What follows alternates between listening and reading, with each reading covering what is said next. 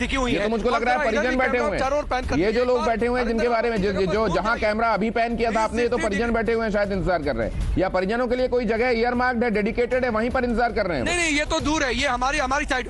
परिजन उधर गए। अच्छा, परिजन उधर गए, दिनेश जी परिजन उधर गए। देखिए हरिंदर, तस्वीर दिखाइए, वो देखिए, ये अगल बगल के गांव के लोग हैं, अगल बगल के गांव के लोग जो इस वक्त यहाँ पर आ गए हैं देखने के लिए। आप देखिए सामने पहाड़ियों पर जितने कर्मी ऊपर काम कर रहे थे, जो अप्रोच रोड पर जिन्होंने काम किया, कुछ लोगों को जहाँ पर रखा गया था, ये सामने देखिए बैकपैक, बड़े बड़े बैग लेकर यहाँ पर, थोड़ा सा हरिंदर यहाँ पर दिखाइएगा, ये परिजन है। यहाँ पर इस वाली जगह पर ये जो तमाम गाड़ियां दिखाई दे रही हैं, जो सीमेंट का चौड़ा ब्लॉक दिखाई दे रहा है, ये आप तस्वीर देखिए, वहां पर जो बैकपैक लिए लोग दिखाई दे रहे हैं या फिर बड़ा ट्रैवल बैग है, वो परिजन आपको दिखाई दे रहे हैं। थोड़ा सा इस गाड़ी के आगे, थोड़ा सा वो सीमेंट वाली ब्लॉक के बगल में लोग बैठे हुए हैं और इंतजार कर रहे हैं कि कब ऑफिशियल्स उन्हें कहें आ जाइए, आपका परिजन निकल गया, आप जाइए इस एम्बुलेंस में उनके साथ। तो ये उस बात का इंतजार कर रहे हैं। इधर आप तस्वीरें देखिए, लोगों का जमावड़ा हर संभावित जगह पर, लोगों की निगाहें सिर्फ इस टनल की ओर और इंतजार इस बात का कि कब इन श्रमिकों को बाहर निकाला जाए। और एक तस्वीर दिखा दीजिए, वहां पर हरिंदर जूम करिए, देखिए हवन किया गया है, हवन की प्रज्वलित अग्नि भी आप देख सकते हैं। दिनेश जी, कल भी यहाँ पर हवन किया गया था, जरा वो तस्वीर भी दिखा दीजिए। हवन यहाँ पर अब से थोड़ी देर पहले किया गया है। तो ये सब कुछ आस्था, तकनीक, सनातन विज्ञान, सब कुछ एक साथ, इसके दर्शन इस सेलक्यारा में, इस घाटी में आपको दिखाई दे रहे हैं। और सामने ये पहाड़ियां, बाबा बौखनाग का ये पूरा क्षेत्र, लोगों की आस्था। और अभी 2 दिन पहले तो बड़ा मेला था, लोगों की जय जयकार इस पूरे इलाके में रह रहकर सुनाई दे रही थी, जब लोग ऊपर की पहाड़ी पर जा रहे थे उस मेले में शामिल होने के लिए। और सामने का इलाका राडी टॉप का, राडी टॉप में हनुमान जी का मंदिर और उसके वो दिखाइए, वो वाकई दूर से एकदम शिव जी की आकृति दिखाई दे रही है। वो बाबा बौखनाग का जो टेम्पररी मंदिर है, वहां पर तो एकदम शिव जी जैसी आकृति अभी दिखाई दे रही है दूर से। और अभी प्रोफेसर अर्नोल्ड कहीं नजर आ रहे हैं आपको, काफी देर तक ध्यान मग्न बैठे रहे थे वहां पर वो। ये देखिए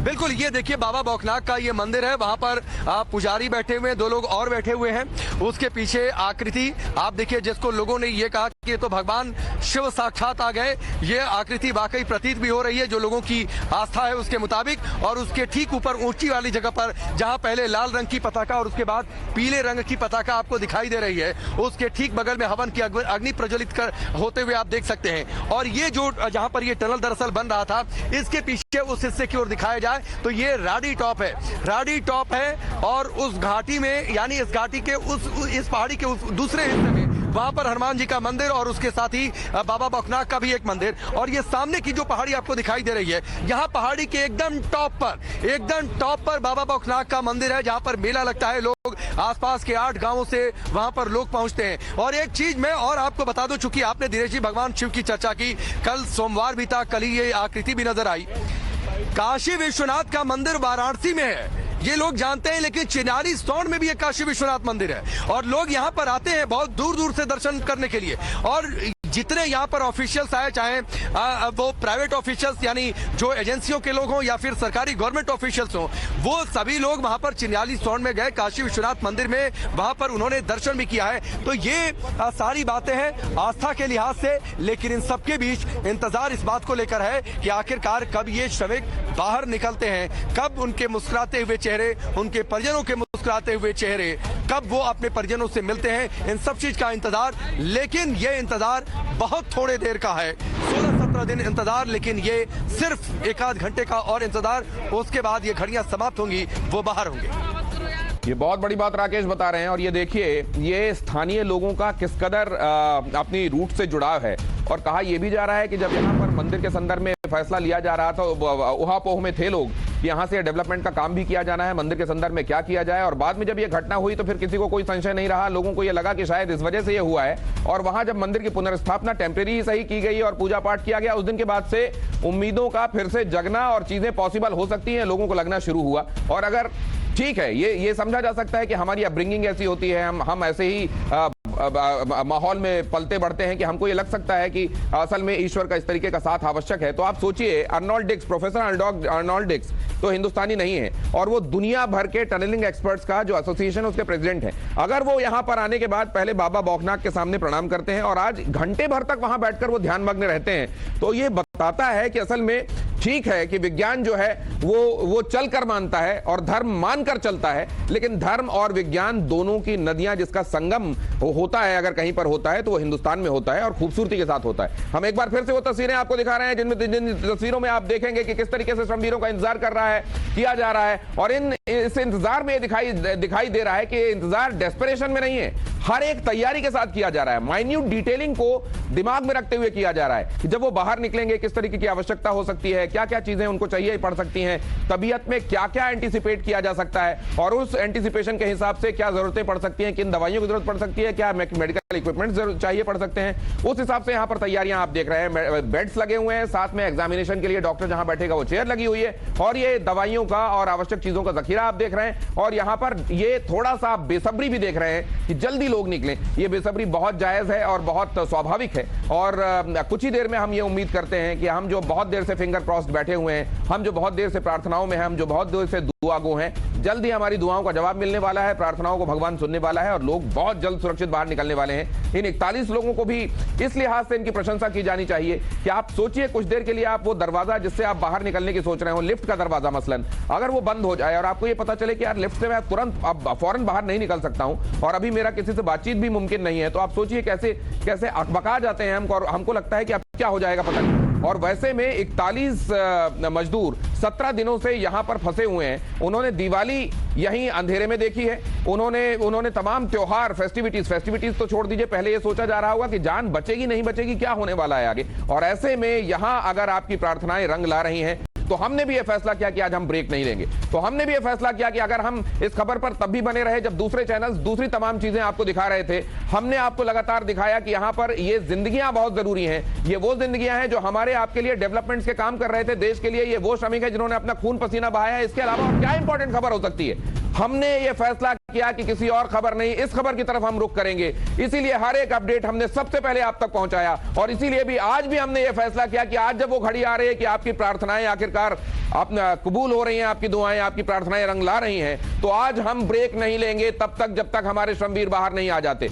और उम्मीद ये की जा रही है कि अब बस जल्दी ही आपकी प्रार्थनाएं रंग लाकर स्क्रीन पर भी दिखाई देंगी और पहले श्रमवीर को आप बाहर निकलते हुए देखेंगे। जीत गई जिंदगी जल्द अनाउंस कर पाएंगे हम, क्योंकि यहाँ जिंदगी जिंदाबाद के लिए पूरी तैयारियां आप देख रहे हैं लेफ्ट तरफ कर ली गई हैं। स्क्रीन को देखिए बहुत ध्यान से, राइट तरफ आप देख रहे हैं, यहां पर आप देखिए, यहां ये ड्रोन आपके लिए वो फुटेजेस वहां से ला रहा है ताकि आप बर्ड्स आई व्यू ले सकें।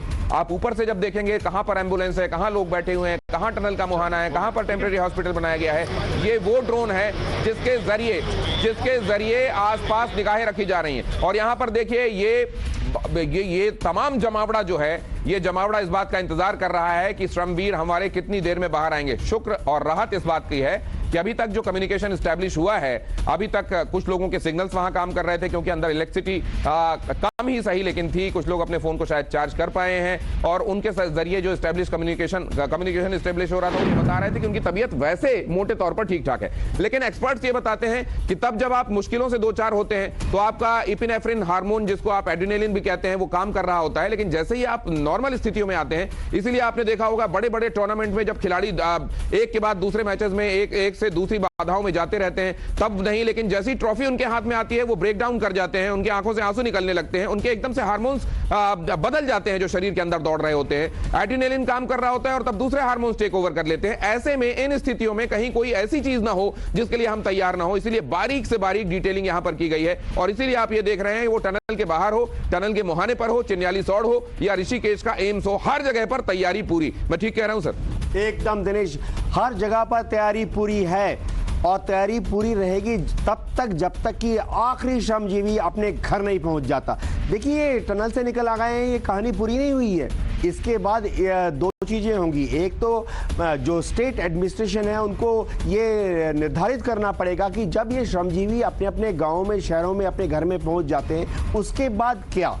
ऐसा नहीं होना चाहिए कि जैसे पुराने ज़माने के एडमिनिस्ट्रेशन में देखा जाता था कि स्टेट गवर्नमेंट इनको 1 लाख रुपए दे देती और कहानी ख़त्म हो गई। नहीं, मेरे ख्याल से अब ये बहुत ज़रूरी है कि जब ये श्रमजीवी अपने अपने घर में पहुंचे तो स्टेट एडमिनिस्ट्रेशन एडमिनिस्ट्रेशन जो है वो इस चीज को तय करे कि इनको किसी तरह का एक सेमी स्किल्ड या अनस्किल्ड जॉब दे, ताकि ये अपने परिवार की गुजर बसर अपने वहीं पर रहकर कर सकें।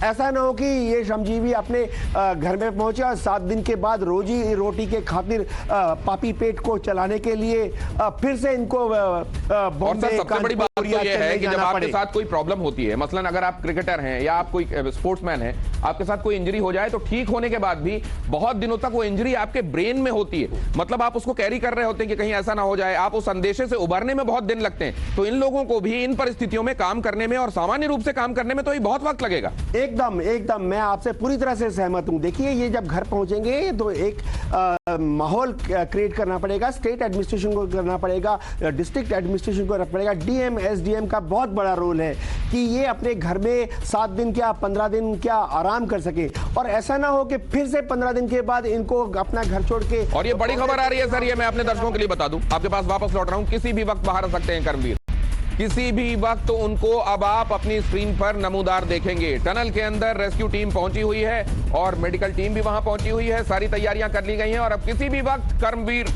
आपको यहां पर दिखाई देंगे।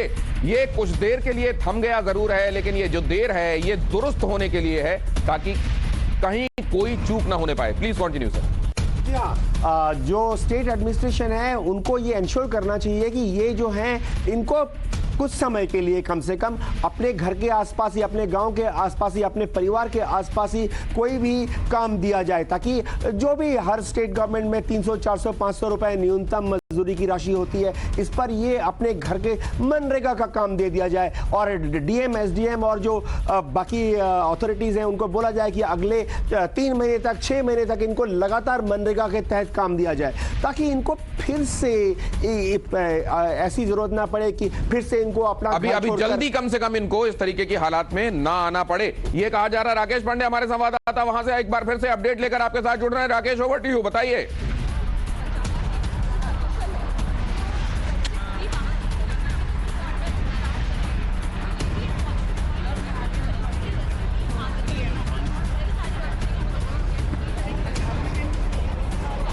एक बार फिर से टनल के अंदर की एक्टिविटीज मैं आपको दिखा रहा हूं। हमारे संवाददाता राकेश जैसे ही वहां से जुड़ेंगे मैं आपको एक बार फिर से वहां ले चलूंगा। यहां पर एक बार फिर से कोई इक्विपमेंट ले जाया जा रहा है। ये प्रिसाइसली क्या है, ये क्या अंदर ले जाया जा रहा है, उसका क्या रोल होगा, ये हम आपको बहुत जल्दी बताने की कोशिश करेंगे। ये जो मशीन अंदर जा रही है इसका क्या रोल है और ये अंदर जाने के बाद क्या करने वाली है, ये हम अपने संवाददाताओं के माध्यम से बहुत जल्द आपके लिए जानकारी जुटाएंगे।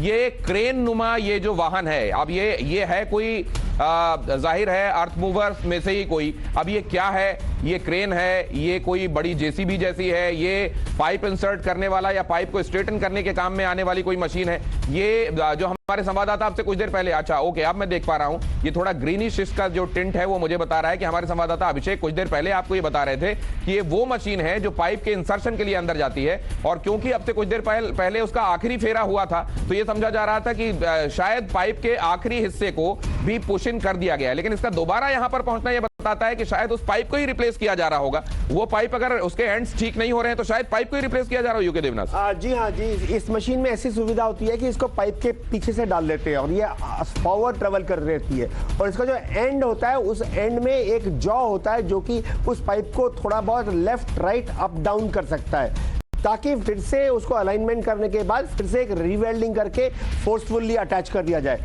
देखिए, ये याद रखना पड़ेगा कि जब भी कोई मलबा गिरता है, मलबे का जो सेंट्रल पोर्शन होता है वो रिलेटिवली स्टेबल होता है, लेकिन मलबे का जो बाहरी छोर होता है, बाहरी किनारा होता है, जहां से कि आप ये जो पाइप डाली गई है एग्जिट करती है 41 श्रमवीरों की तरफ, वहां पर मलबा हमेशा अनस्टेबल हो जाता है। हाँ। तो पाइप के ऊपर जो फोर्स पड़ती है वो यूनिफॉर्म है, तो ये जो पाइप के ऊपर जो मलबे का दबाव आ रहा है वो क्योंकि एक जैसा नहीं होता, लेफ्ट राइट हो सकता है, तो हो सकता है कि उस दबाव की वजह से वो पाइप शिफ्ट हो गया हो। तो इसलिए इस मशीन से ये सुनिश्चित किया जाएगा कि पाइप को स्ट्रेट अलाइन करके फिर से रीवेल्डिंग कर सके। राकेश हमारे संवाददाता इस बारे में और ज्यादा जानकारी दे रहे हैं। राकेश, ये मशीन क्या वही मशीन थी जो पाइप को अंदर पुश इन करने के लिए, इंसर्ट करने के लिए काम आती है?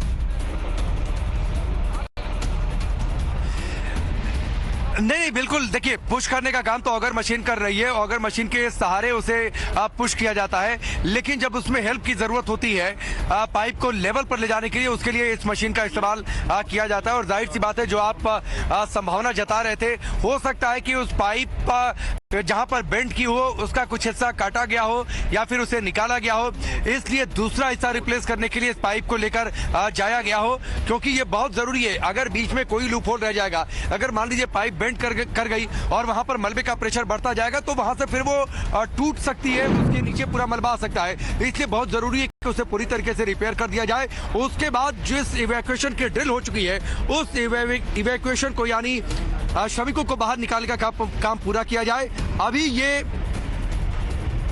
अभी एक क्रेन मशीन अंदर गई है, उसके बाहर निकलने का इंतजार, और उसके बाद शायद तस्वीर साफ हो सके कि क्या ये पाइप पूरी तरीके से रिपेयर कर लिया गया है जिस हिस्से में बेंड आया था, या फिर उसमें थोड़ा सा समय लगेगा। हालांकि ये एक जगह पर थोड़ा सा बेंड था, इसलिए मुझे नहीं लगता है दिनेश जी की बहुत ज्यादा समय इसमें लगना चाहिए।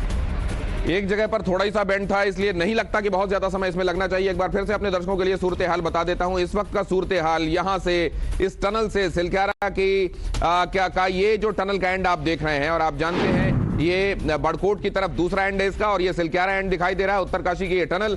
और यहां पर जो आप देख रहे हैं वो एक्टिविटीज आपको ये बता रही हैं कि अब ये श्रमवीर किसी भी वक्त बाहर आ रहे हैं। ये लास्ट मिनट कुछ एक चीजें हैं जो इंतजार को लंबा कर रही हैं, लेकिन ये इंतजार वर्थ डूइंग है। वो इंतजार इसलिए वर्थ डूइंग है क्योंकि अगर आपने 17 दिन तक एक धैर्य के साथ मेहनत की है, तो आखिरी मिनट में आप कुछ ऐसा ना करें जिसकी वजह से कहीं कोई समस्या आए। और यहां पर आप उन पैरामेडिक्स को और मेडिक्स को देख रहे हैं जो यहां पर पूरी तैयारी और तत्परता के साथ इंतजार कर रहे हैं। और दाहिनी तरफ आप देख रहे हैं वहां पर उस सुरंग के मुहाने को, जहां से जल्द आपको खुशखबरी मिलने वाली है। थोड़ा सा इंतजार, और ये इंतजार हम भी कर रहे हैं, ये इंतजार आप भी कर रहे हैं, ये इंतजार हमारी प्रार्थनाओं को भी करना पड़ रहा है, लेकिन हम इतना जानते हैं कि इस बार हम खाली हाथ नहीं लौटने वाले। और इस बार आज के बाद ये देर और ज्यादा नहीं होगी, ऐसा तो हम कह सकते हैं कम से कम विश्वास से।